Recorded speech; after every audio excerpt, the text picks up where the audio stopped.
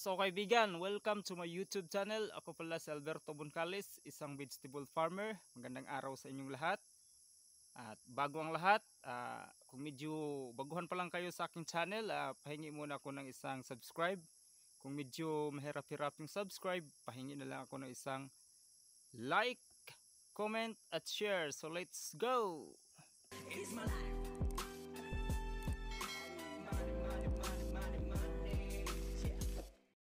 So kaibigan, dahil 2 buwan mahigit na walang ulan, so ganito ang nangyari sa aking sayuti kaibigan. Inyo makikita kaibigan. So patay lahat. So inyong mapansin na sa aking YouTube channel, hindi na ako nag-upload ng mga videos ukol sa aking tanim na sayuti dahil wala na, talagang halos patay na lahat dahil walang ulan. Ngayon ko lang to binabalikan kaibigan. So ngayon pagbalik ko dito kaibigan, aking nakikita kahit patay na yung iba, halos patay na lahat yung mga puno dito kaibigan, ay mayroon pa ring natitira mga bagong sibol kaibigan.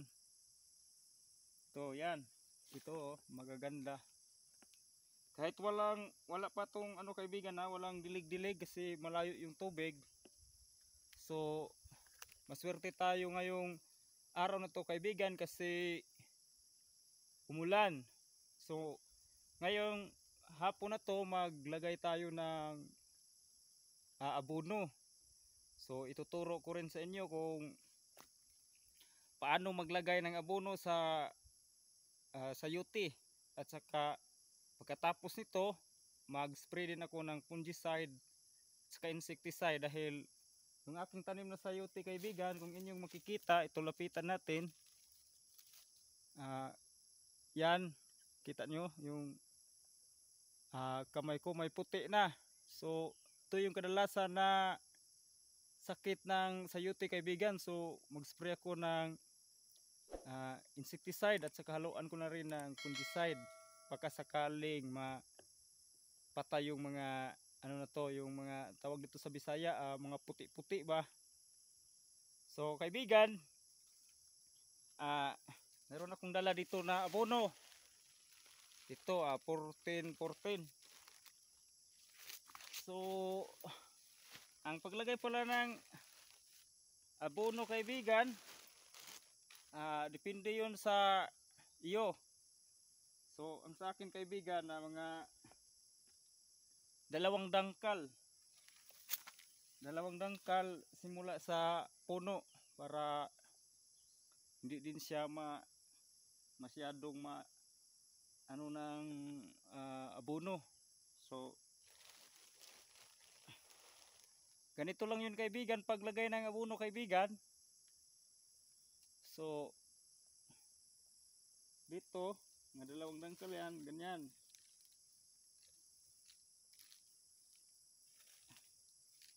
Ang paglagay pala ng abono kaibigan, based in my experience, 2 lagay ko ng abono sa 1 buwan. So sa isang puno kaibigan, kalahating kilo yung naubos ko dito. So kahit papano kaibigan, maano yung tubo ng sayuti. Lalo na ngayon may ulan na, kaya naglagay ako ng abono o pataba. Pero sa area na to kaibigan, ito inyong makikita, halos ubos na lahat, pero may natitira pa rin na mga bagong sibol. Pero yung ibang puno talaga ay wala nang pag-asa, patay na talaga. Pero ito dahil ay mahal yung sa merkado, yung bilihan ng sayuti, nilagyan ko na lang to ng abono para makakuha ako dito ng binhi at saka itanim ko ulit dito. Inyo makikita na marami ng damo yung aking sayuti. Dahil kaibigan, ilang buwan na rin na hindi ako nakapunta dito dahil sa init. So pinabayaan ko lang tong tanim ko na to kasi wala din namang tubig. Ngayon pagbalik ko dito nakita ko marami ng mga bagong sibol na umaangat na pataas.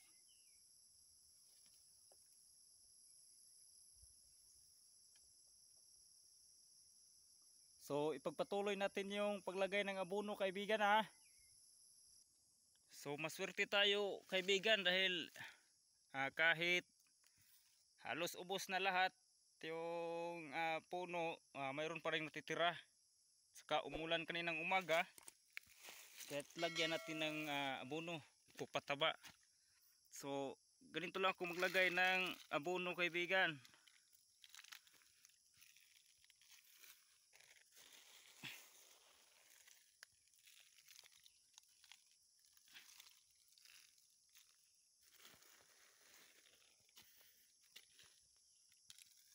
Yan, pati mga damo sinama ko na para tataba din yan, di joke.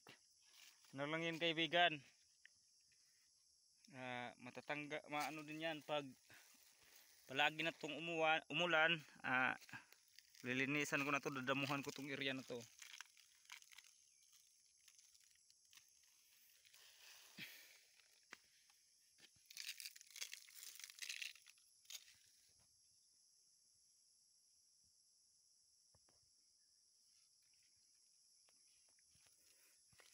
So lipat tayo, kaibigan, lipat tayo ng area.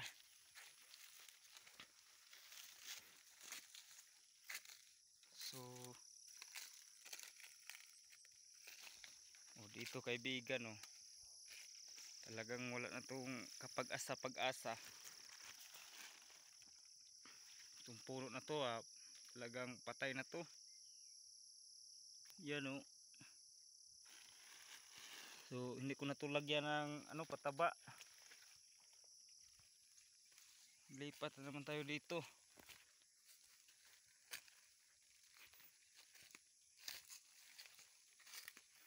So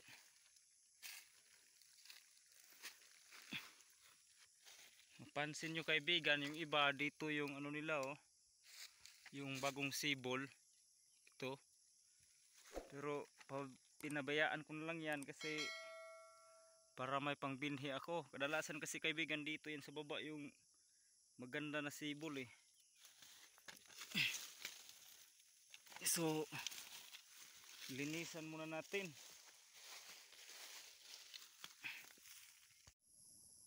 So, kaibigan, halos lahat na magsasaka na darama na yung epekto ng init, lalo na yung mga vegetable farmer, saka yung mga sayuti. Halos dito sa area namin halos ganito lahat yung nangyari sa mga sayuti.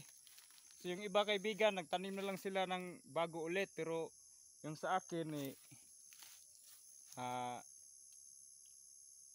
inalibyuhan ko na lang, baka makaproduce pa ito ng bunga, saka gawin ko ng similya.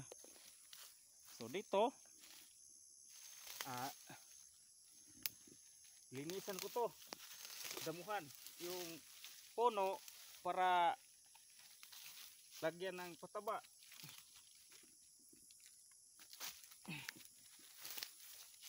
So pagkatapos ko pala dito lagyan ng pataba, kaibigan, tulad ng sinabi ko kanina, mag spray ako ng fungicide at saka insecticide para kahit pa paano mabawas-bawasan yung mga insekto na nakapasok sa area na to, yung yung puti-puti ang tawag doon.